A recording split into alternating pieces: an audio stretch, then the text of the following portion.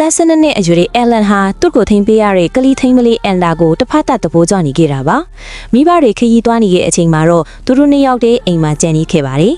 Ellen ဟာ Enda ကိုစီးရုံဖို့အတွက်သူတို့နှစ်ယောက်အတူတရေကားကြည့်ဖို့အကြံထုတ်ခဲ့ပါတယ်တရေကားကြည့်ရင်ကြောက်လန့်နေတဲ့မင်းကလေးတွေဟာဘေးကလူကိုအားကိုးတတ်တယ်ဆိုတာသူ online မှာဖတ်ထားဘူးတာကိုသူ့အကြံကအောင်မြင်သွားပါတယ်Enda ဟာကြောက်လန့်ပြီး Ellen ရဲ့လက်ကိုတင်းတင်းကြပ်ကြပ်ဆုပ်ကိုက်ထားခဲ့ပါတယ်ဒီအခွင့်အရေးကိုအသုံးချပြီး Ellen က Enda ကိုနမ်းဖို့ကြိုးစားခဲ့ပေမဲ့ Enda ကတော့သူ့ကိုညှင်းပယ်ပြီးစူပူလိုက်ပါတယ်အဲ့ဒီနောက်မှာတော့အိမ်ထဲမှာထုံးစားတဲ့အဖြစ်အပျက်တွေစော့တင်လာတော့ပါတော့တယ်အမိမသိဖုံးခေါ်ဆိုမှုတွေဗီဒီယိုပုံမှာပေါ်လာတဲ့ Santa Claus ရုပ်ကြီးနဲ့အလိုလိုပွင့်သွားတဲ့တကားတွေကြောင့်အန်နာဟာအရန်ကိုထိတ်လန့်သွားပါတယ်ရဲခေါ်ဖို့ကြိုးစားပေမဲ့လည်း Ellen မှသူ့ဖုံးကိုငားကန်နဲ့တမင်ပစ်ချလိုက်ပါတယ်အဲ့ဒီအချိန်မှာပဲတကားခောက်တန်ကြားလိုက်ရလို့တွားဖွင့်ကြည့်တော့ Ellen ရဲ့တငယ်ချင်းတွန့်ဖစ်နေပါတယ်တကယ်တော့အခုဖြစ်ပျက်နေသမျှအရာအလုံးဟာအန်နာရဲ့စိတ်ကိုရယူဖို့ Ellen နဲ့တွန့်တို့ကြိုတင်စီစဉ်ထားတဲ့ပြားဆက်တွေပဲဖြစ်ပါတယ်ဒါပေမဲ့မထင်မှတ်ပဲအပေါ်တက်ကဖန်ကွဲတန်တစ်ခုထွက်ပေါ်လာပါတယ်။အပေါ်တက်ကြည့်တဲ့အခါဒီအခန်းကထွက်သွားမဟုတ်ရင်မင်းသေးလိမ့်မယ်လို့ရေးထားတဲ့အုတ်ခဲတစ်လုံးကိုတွေ့လိုက်ရပါတယ်